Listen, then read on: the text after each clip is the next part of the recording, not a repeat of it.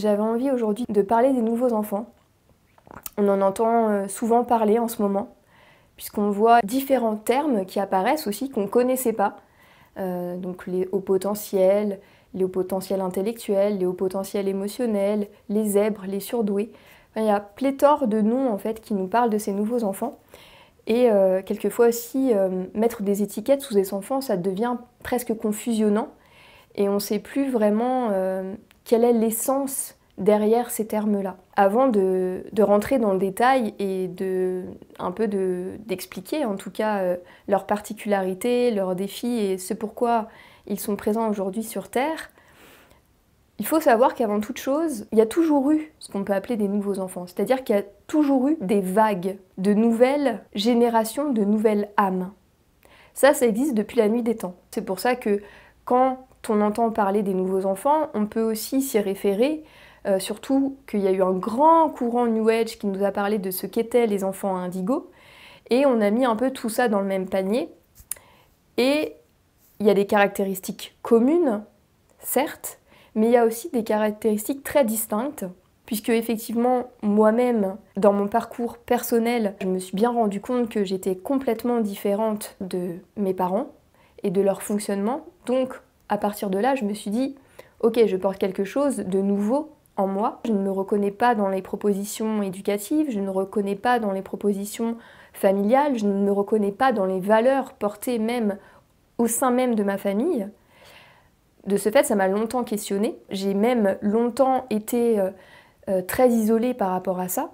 Donc c'est vraiment de mon expérience personnelle que j'ai eu envie de m'adresser aux enfants d'aujourd'hui et à leur famille. À partir de là, ces vagues apparaissent, sont cycliques et sont vraiment liées à un principe de vie, c'est-à-dire la cyclicité de la vie, mais aussi le fait que nous sommes tous un. Nous sommes tous une seule et même conscience, c'est-à-dire que chaque individu fait partie de ce tout, fait partie de ce un, et que chaque individu faisant partie de ce un, de cette unité, son individualité influe sur le tout. Et comme nous sommes nous-mêmes au sein même de ce un, bien nous influencer également. À partir de là, on voit que la conscience de l'humanité évolue, la conscience planétaire évolue, et nous sommes même actuellement à un énorme saut quantique conscientiel qui est vraiment un basculement intérieur de tout notre être, d'une vraie recherche de cette reliance à notre sagesse intérieure, et que ça nous demande de lâcher en fait tout ce qui est illusoire en nous, tous nos masques, toutes nos protections, toutes nos illusions. Et on voit que c'est même au-delà de nous, puisque nous vivons individuellement, mais nous le vivons aussi collectivement. C'est comme si nous vivions tous ensemble une grande mort pour mieux renaître à ce que nous sommes véritablement et renaître à une nouvelle lumière, à une nouvelle humanité, à une nouvelle conscience. À partir de là, on prend conscience que la terre sur laquelle on est, qui nous accueille, les âmes qui s'incarnent sont attractées par la terre, par cette expérience terrestre. Et de ce fait, comme la planète Terre a évolué et continue d'évoluer, continue d'ascensionner vibratoirement, elle permet d'accueillir des âmes bien plus évoluées que celles qu'elle était en capacité d'accueillir auparavant. Rajoutons à ça le fait que chaque individu se transforme, ascensionne aussi, transforme sa conscience, et donc atteint un état de conscience, ce qu'on peut aussi appeler un niveau de conscience bien plus élevé, ou je dirais du coup bien plus ouvert, c'est-à-dire que sa lumière s'ouvre de plus en plus, et ce qui permet aussi à des nouvelles âmes de pouvoir être attirées et de pouvoir s'incarner. C'est pour cela que on peut voir de vraies spécificités dans ces nouveaux enfants, et ça vient nous challenger en tant que parents, en tant qu'accompagnants, en tant qu'enseignants, parce qu'on voit que tout ce qu'on avait appris avant, avec les enfants, comment, on va dire, se comporter avec eux, comment faire avec eux, tout ça ne fonctionne plus. On peut même se rendre compte qu'on est un peu dérouté, ou bien qu'on vient être presque comme pressé, comme frictionné continuellement. On a la sensation qu'on perd un peu le contrôle. Eh bien, c'est ce qui nous invite aussi à réaliser, c'est-à-dire à perdre ce fameux personnage contrôlant pour être avec eux.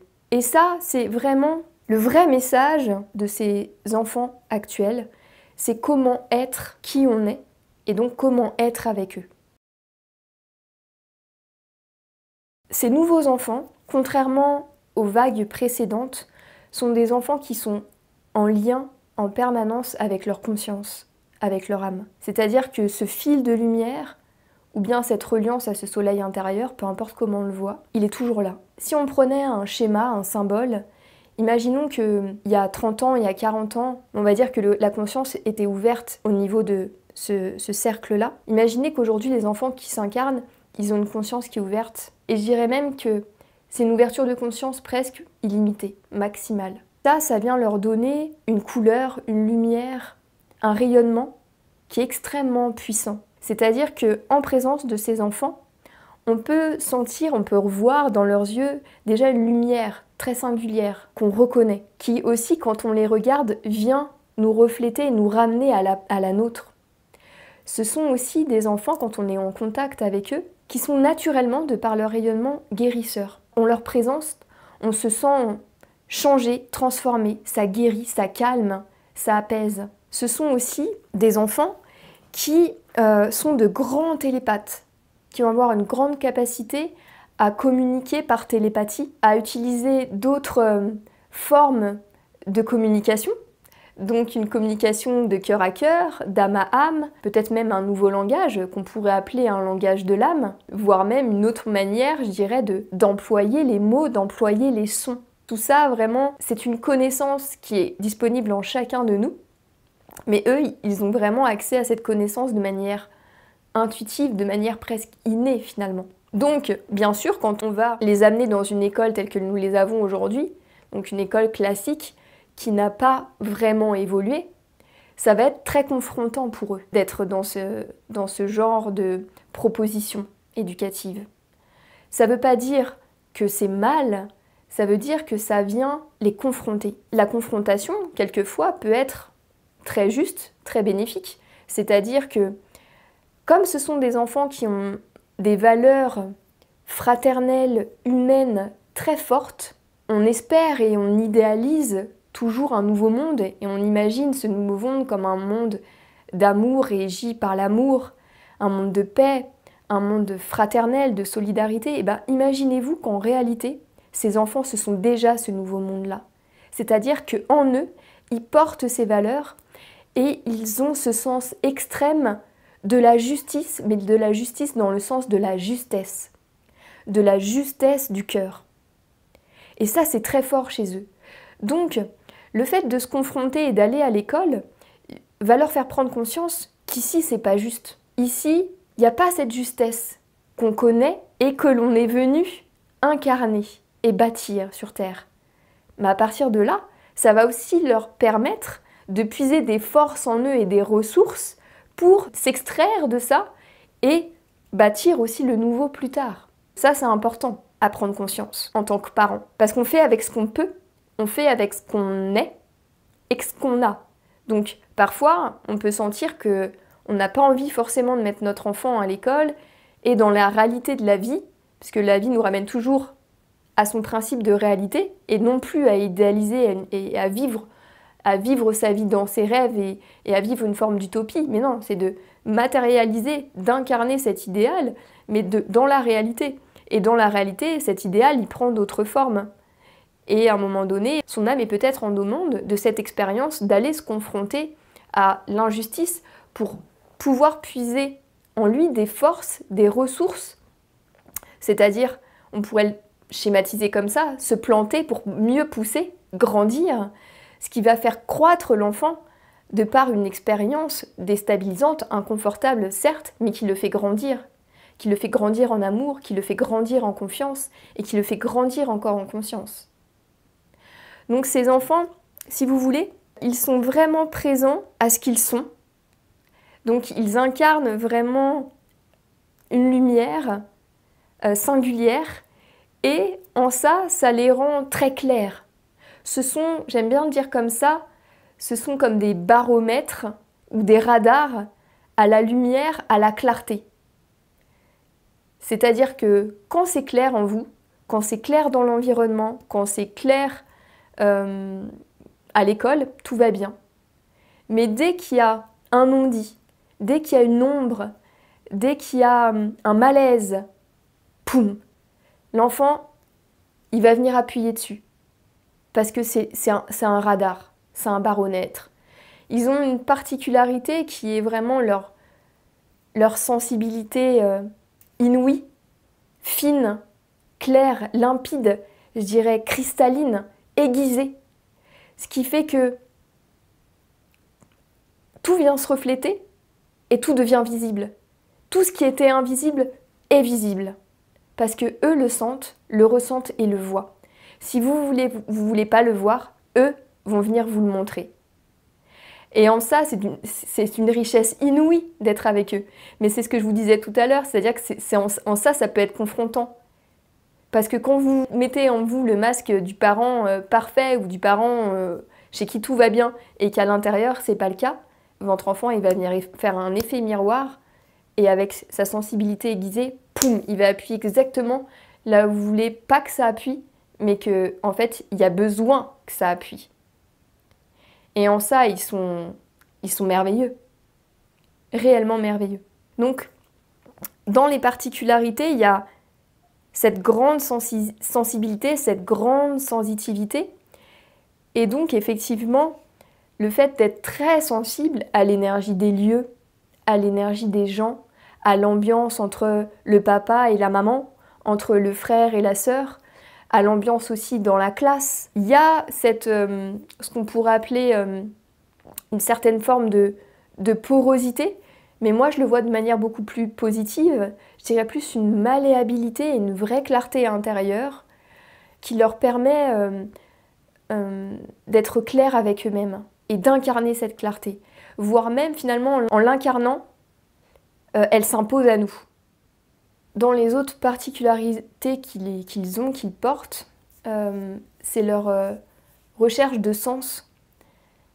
Mais derrière ça, derrière ce mot, c'est la recherche de l'absolu.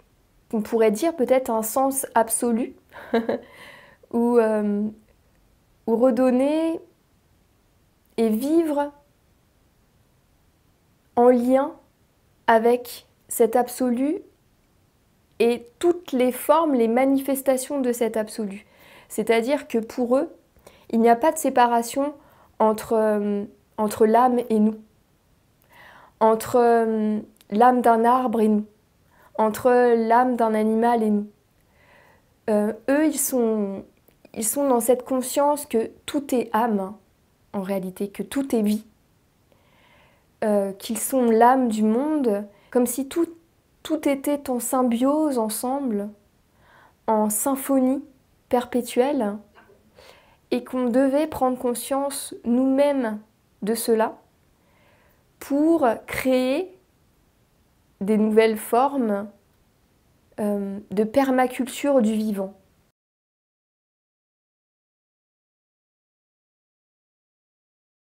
Eh bien, ils viennent vraiment nous proposer ce lien à notre âme, ce lien à l'âme du monde, mais aussi finalement l'envie, peut-être même l'appel de créer de nouvelles formes de vie, de nouvelles formes de vivre ensemble, de nouvelles sociétés plus équitables, parce qu'on parle de justesse tout à l'heure, donc on parle d'équité, plus proche aussi et respectueuse de toutes les formes de vie. Ils sont aussi réellement venus comme des bâtisseurs. C'est pas comme les générations précédentes, dans le sens où les générations précédentes, il y avait en tout cas une difficulté chez eux à pleinement s'incarner. Là, dans ces nouveaux enfants, ce qu'on pourrait appeler les enfants indigos du XXIe siècle, eh bien, l'incarnation est présente. C'est-à-dire qu'il y a un ancrage à la terre, il y a un ancrage au monde, voire même quelquefois trop poussés. On le verra après dans leurs défis. Si vous voulez, on sait pourquoi on est là. On n'est plus en recherche de sa mission de vie. On sait pourquoi on est venu. On le porte en nous. On ne va pas perdre de temps. On n'a plus envie de perdre de temps.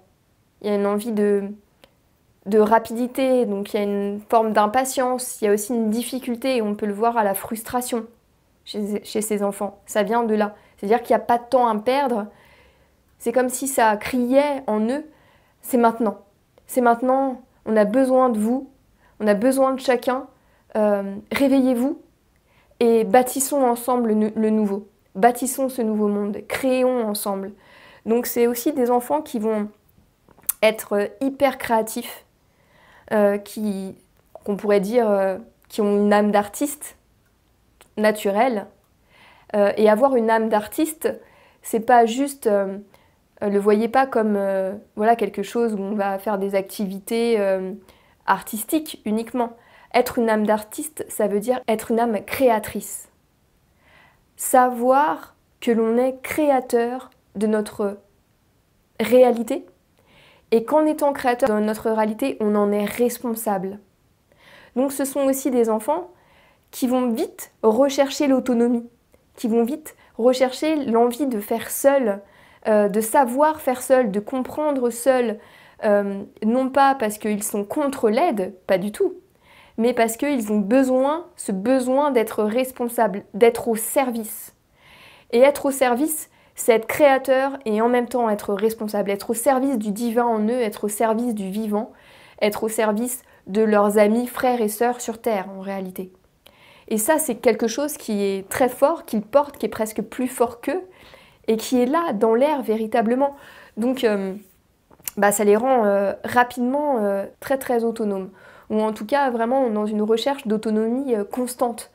Ça aussi, ça peut venir être un peu déroutant pour le parent, parce qu'on a l'impression que, voilà, c'est un enfant, donc on lui donne certaines choses à faire et pas toutes. Et lui, l'enfant, va être demandeur d'observer, de curiosité, d'intelligence, de comprendre tout, de regarder le sens de tout, de tout emmagasiner, de tout recevoir pour le mettre en forme et créer rapidement par la suite.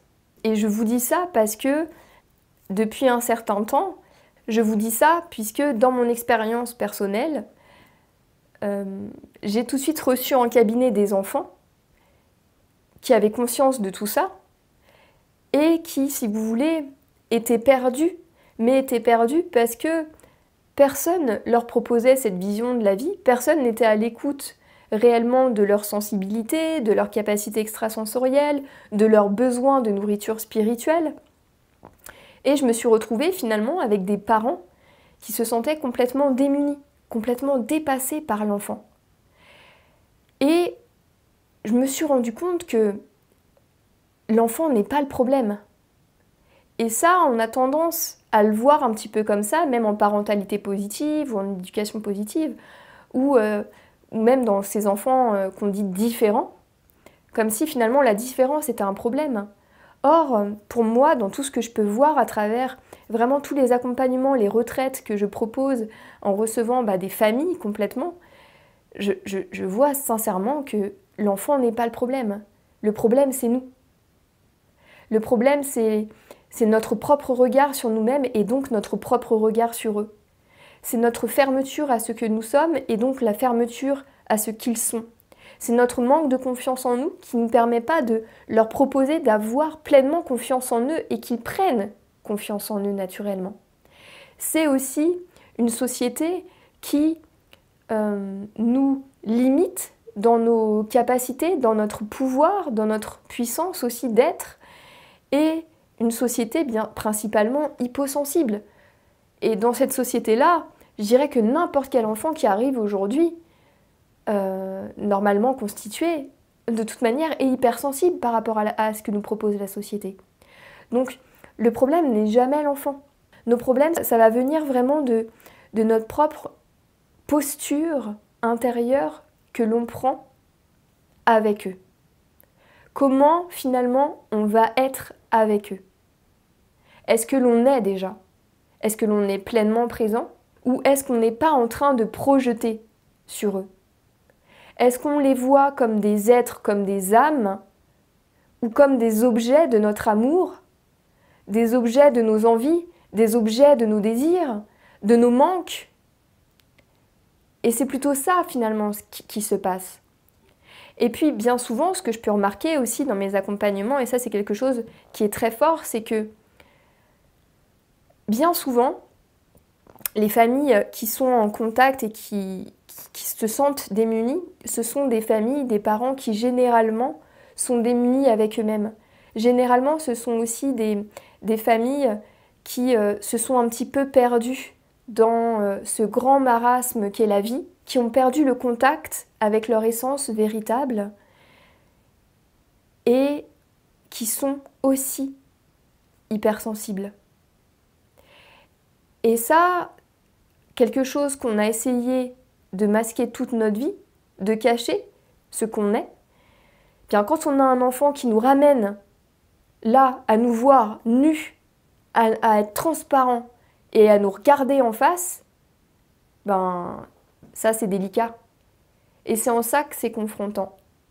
Parce que, encore une fois, il porte des valeurs très hautes, et une des valeurs qu'il porte, c'est un principe de vie, c'est le principe d'harmonie. Ils recherchent l'harmonie, continuellement.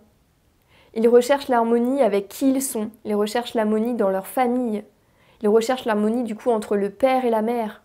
Et dès qu'il n'y a pas cette harmonie-là, poum, le radar il sort. Ça peut être super mouvementé, ballottant émotionnellement, si on n'est pas en harmonie avec soi, si on n'est pas en amour avec soi. Mais ce qu'il faut bien comprendre, c'est que c'est magnifique en réalité. C'est que en nous permettant finalement de nous regarder pour une fois réellement en face, eh bien on va pouvoir creuser au fond de nous-mêmes pour nous retrouver et retrouver qui nous sommes réellement. Et retrouver cet état d'harmonie avec soi pour le vivre avec l'autre. Le vivre dans notre famille, au sein de nous-mêmes, au sein de notre couple et ensuite avec nos enfants. Et c'est vraiment leur élan. On ne peut pas, si vous voulez, vivre dans un monde idéalisé de ce qu'est le nouveau monde. Ils nous disent « arrêtez l'idéal ». Maintenant, il est temps de le vivre, il est temps de l'incarner. Et pour l'incarner, ça passe par chacun d'entre nous. Ça passe par toi, ça passe par moi. Ça passe par chacun. Si nous voulons vivre la paix, d'incarner la paix. Si nous voulons vivre l'harmonie, d'incarner cette harmonie. Si nous voulons vivre cet amour, ça va être d'incarner cet amour pour nous-mêmes en premier. Et il nous ramène continuellement à ça.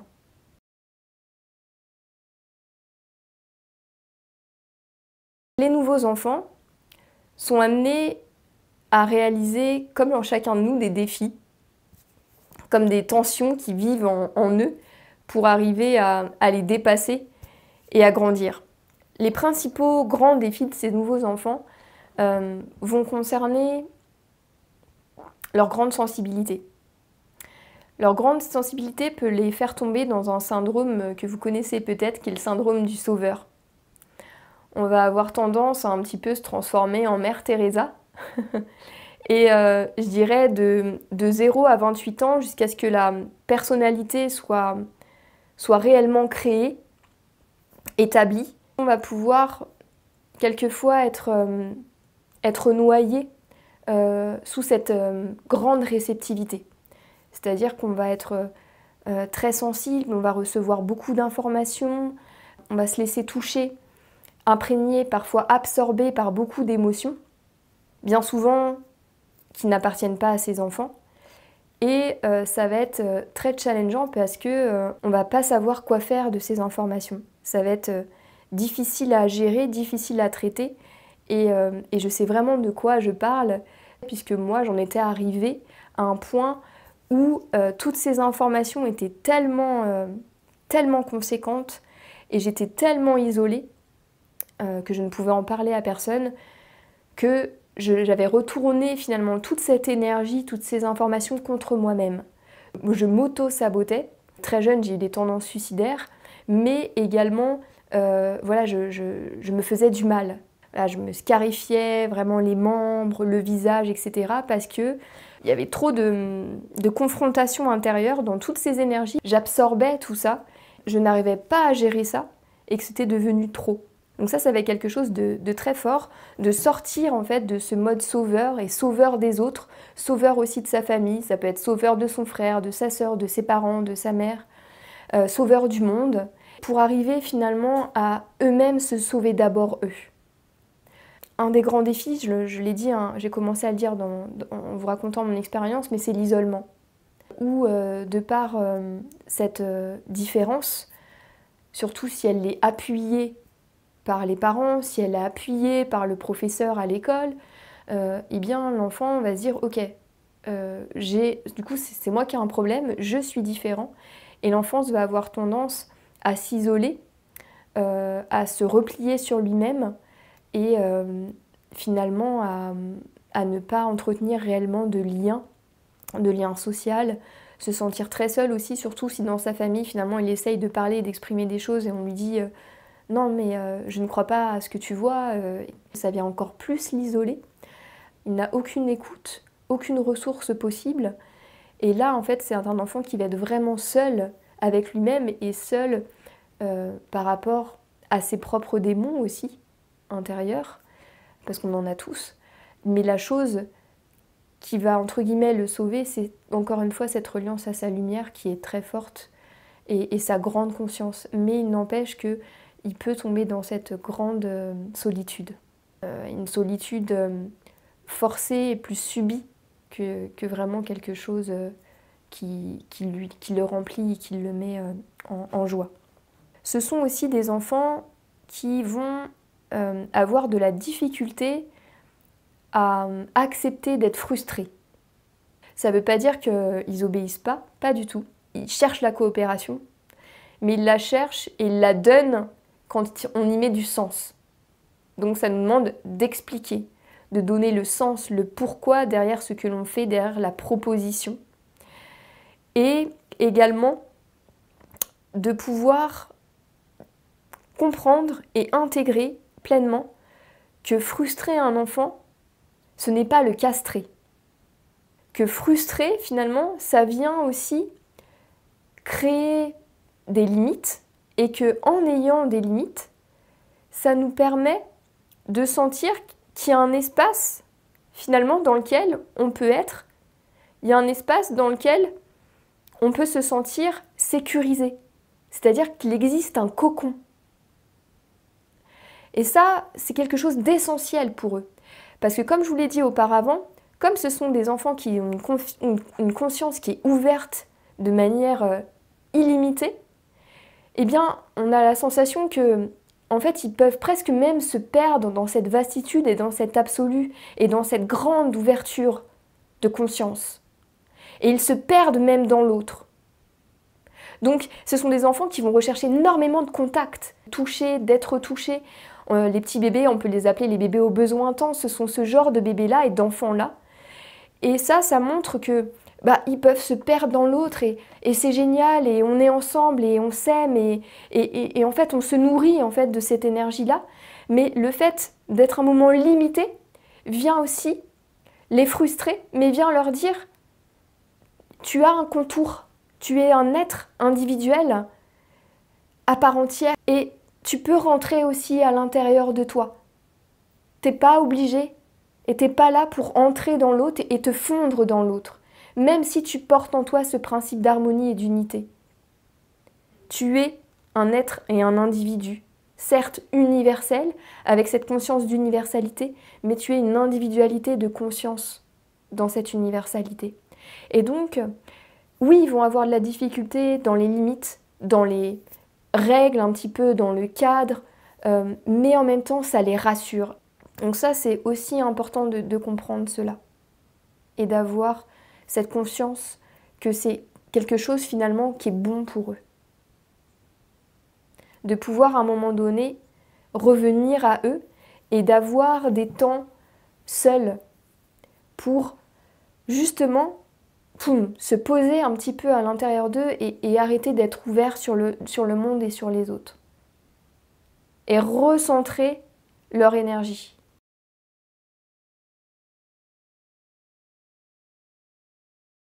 On me pose souvent cette question, comment accompagner au mieux ces nouveaux enfants? Et c'est réellement une bonne question. Parce qu'on le voit bien dans tout ce que j'ai pu partager avant, ils demandent un renouvellement dans l'accompagnement de l'enfant en général. Et je dirais que le premier conseil que je pourrais vous donner, c'est d'arrêter et de lâcher l'envie d'être un parent parfait. Lâcher l'idéal du parent parfait. Parce que cet idéal de parent parfait vous pousse continuellement à bien faire, comme s'il y avait un bien faire et un mal faire. Et à partir de là, vous continuez de nourrir en vous une certaine forme de dualité, une certaine forme de combat intérieur, et vous êtes toujours dans cette recherche perpétuelle de ce que vous n'êtes pas. Or, ces nouveaux enfants, eux, vous disent « Sois, vis, reviens avec ce que tu es, avec qui tu es. Aime-toi maintenant comme tu es, accepte-toi dans toutes tes facettes.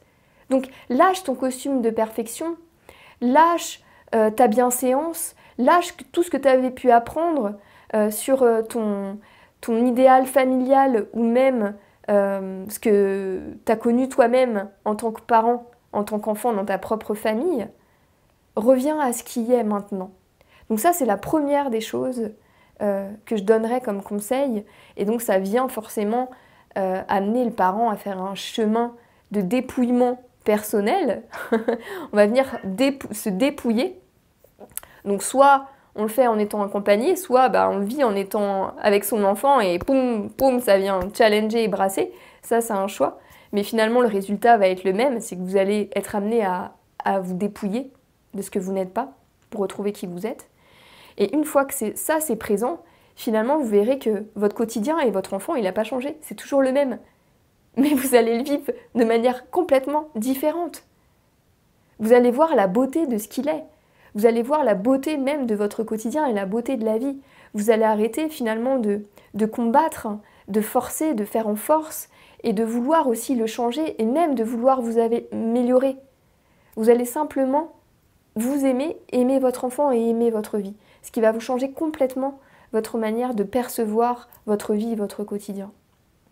Et au-delà de ça, comme je le disais auparavant, les autres astuces que je donnerais avec les enfants et qui est vraiment pour moi extrêmement forte et extrêmement importante, c'est de leur proposer une véritable hygiène émotionnelle quotidienne. Réelle. Il y a cela, et j'y reviendrai après, et il y a le besoin d'être nourri spirituellement. Ça, c'est la meilleure chose qu'on peut réaliser avec ses enfants. Pourquoi l'hygiène émotionnelle? Parce que comme je disais, il y a une très très grande sensibilité. Il y a une très très grande capacité à se fondre dans le tout et dans l'autre. Et donc, à prendre aussi les émotions des autres, à les absorber, à ne pas distinguer et discerner que ce que l'on ressent, ce n'est pas forcément à nous. Donc, bien sûr, avant 7 ans, ça va être très difficile parce que le corps mental n'est pas encore constitué. Mais ça n'empêche que nous, en tant que parents, on peut quand même semer des graines dans le cœur de nos enfants. Même à 1 an et demi, 2 ans. Moi, je le vois, ma fille, elle a 2 ans et demi actuellement, mais je fais ça depuis sa naissance. Et elle s'exprime avec une clarté assez extraordinaire sur ce qu'elle ressent et sur ce qu'elle vit et sur ce qui la touche. Et facilement, si je suis vraiment présente avec elle et si je l'observe, je vois à chaque instant quand elle est en train de changer, comme si son baromètre était en train de bouger et qu'elle est en train de prendre une émotion qui n'est pas à elle. Et dans ces cas-là, qu'est-ce que je fais? Vu qu'elle n'a peut-être pas encore cette capacité de mentaliser ça, de le discerner pleinement, eh ben je le nomme à sa place. Je le fais avec elle, on le fait ensemble. Et ça, c'est extrêmement essentiel, de pouvoir exprimer ce que l'enfant peut ressentir. Des fois, on ne sait pas, donc on va exprimer différentes phrases, mais on va nommer. Dès qu'on nomme, c'est comme si on déchargeait. Le fait de dire et d'exprimer décharge. On le dit souvent, ce qui n'est pas dit s'imprime en nous. Donc plus nous allons dire, plus nous allons nommer pour l'enfant, Et plus notre enfant, pouf, bah ça va glisser. En fait, il ne va pas absorber, ça va juste glisser. Et ça, il sait faire naturellement. L'enfant sait naturellement faire ça. Faut pas croire que dans ce que je dis que les enfants sont plus émotionnels qu'avant. Pas du tout. Ils le sont même moins. Puisque comme ces enfants s'incarnent dans des énergies bien plus élevées que les enfants précédemment, tout leur corps vibre à des fréquences plus hautes. Donc vous imaginez bien que le corps physique d'un enfant vibre à des fréquences bien plus élevées que nos propres fréquences. Donc leur corps est bien plus malléable, il est plus réceptif à la lumière naturellement, plus que le nôtre. Il n'y a pas besoin d'efforts à faire. Il est déjà dans cette réceptivité à la lumière. Donc ça va être des enfants qui ont une très très grande énergie vitale. Un peu comme un arbre, la photosynthèse d'un arbre, il est fait pour recevoir la lumière, la capter et la régénérer, la catalyser et la régénérer. Et bien ces enfants-là aussi. Donc ça va être aussi des petits dormeurs. Et puis des enfants avec une grande énergie, ce que je disais tout à l'heure, qui sont guérisseurs, sont des bombes d'énergie, des bombes d'amour. Donc leur corps émotionnel, lui aussi vibre plus haut. Donc il n'est pas dans la sensiblerie. Leur corps émotionnel, il est déjà dans une capacité à être serein, à être en paix, à s'émerveiller, en fait, la fameuse clarté dont je vous parle. Mais comme leur conscience est ouverte sur tout et le monde et sur cette vastitude et cet absolu, eh bien, il y a juste le fait qu'on puisse fondre naturellement. Et c'est en ça qu'on doit les accompagner. Ok, c'est bien, tu sais fondre, tu peux fondre. C'est beau, c'est magique, c'est ta capacité, c'est ta force. On est tous ça. Tu portes déjà le fait qu'on est reliés tous les uns les autres. Eh bien, malgré tout, moi, je vais t'accompagner à aussi te voir un dans le tout. Et donc, à discerner ce que tu captes, c'est juste, mais c'est pas à toi et t'as pas besoin de le garder. Ça vient vraiment permettre à l'enfant de pouvoir, au fur et à mesure, discerner les choses, les trier, parce que c'est en discernant qu'on les trie et qu'on peut choisir. Si on ne peut pas discerner, on ne peut pas choisir. C'est-à-dire si on ne sait pas que le soleil est différent que le nuage et que ces deux choses sont distinctes, on ne peut pas choisir. Donc une fois qu'on apprend à l'enfant à discerner, il peut choisir ce qu'il a envie de garder et choisir ce qu'il a envie de décharger et de se libérer. Donc l'hygiène émotionnelle en ça va être importante.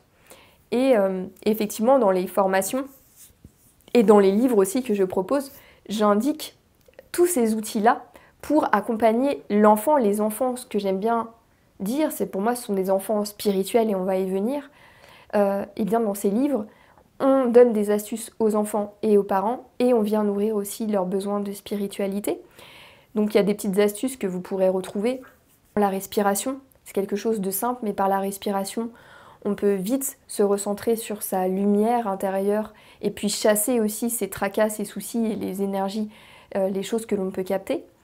Mais il y a aussi un autre outil que j'ai appelé Gypsy, la poubelle transformatrice. Et là aussi, ça permet finalement aux enfants de pouvoir, en vraiment faisant un petit voyage à l'intérieur, comme un petit scanning de ce qu'il y a en nous, de notre propre couleur, et puis de toutes les couleurs qu'on a pris qui ne sont pas à nous et qu'on met dans la poubelle pour pouvoir se décharger.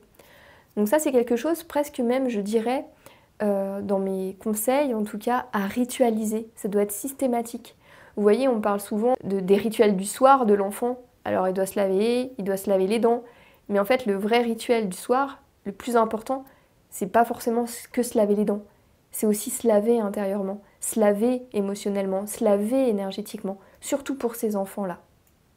Ça va être extrêmement important pour eux. Et la chose sur laquelle j'aimerais insister en dernier, c'est leur grand besoin de nourriture spirituelle.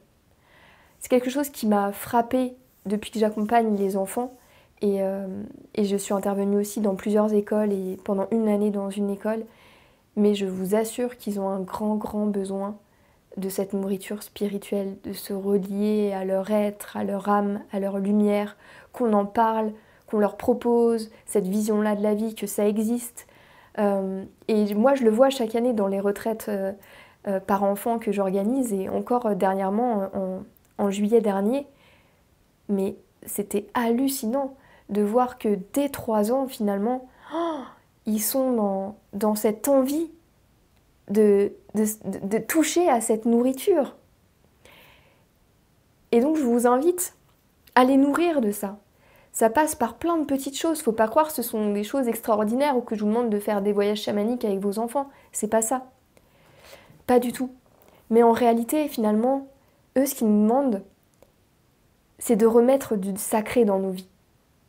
C'est de rendre notre quotidien sacré. Et vous voyez ça, en fait, on peut le faire de manière simple, en presque même dans la simplicité de la vie. Et on peut même ritualiser ça dans des rituels de famille, mais magnifiques. On peut se dire qu'ensemble, on fait une petite méditation. On se dit qu'ensemble, avant de se coucher, on se parle effectivement de ce qui a nourri et fait grandir notre cœur. On peut aussi tout simplement parler du cosmos, de la lumière. On peut chanter les louanges à la vie, à l'univers. On peut chanter l'amour de la vie, de l'univers. Vous voyez, c'est quelque chose d'hyper simple, mais qui est extrêmement puissant pour eux. Ce besoin d'être nourri et d'en parler. Que ce qui est invisible redevienne visible. Que le sens caché des choses soit mis en lumière et existe, redevienne concret. C'est vraiment pas quelque chose d'inaccessible. C'est vraiment accessible à tous, à chacun d'entre nous. Bien sûr, ça nous demande nous-mêmes de le vivre et d'être reliés à cette partie de nous, sinon ça va être difficile d'en parler. L'idée, c'est de parler de l'âme, de parler d'âme à âme. Et je vous garantis que ces moments que l'on vit, que l'on partage avec nos enfants, ce sont des moments de réelle communion. On communie. On communie de cœur à cœur. Il y a plus rien finalement qui existe autour. Il n'y a que nos cœurs qui se parlent, qui vibrent. Et ces moments-là sont extrêmement nourrissants. On est rempli, comme rechargé. Et qui aurait envie d'être rechargé quand on est parent? Je crois que tous les parents. Ces petits instants rechargent pleinement tout notre être. C'est comme si au fond de nous, il y avait une centrale de lumière, d'amour, notre âme, et que quand on vit ces moments-là ensemble, cette centrale nucléaire nous éclaire, nous nourrit, nous énergétise, je sais pas si ça se dit, on se sent rempli. Et c'est ce que je vous souhaite de vivre, en tout cas à tous, en famille.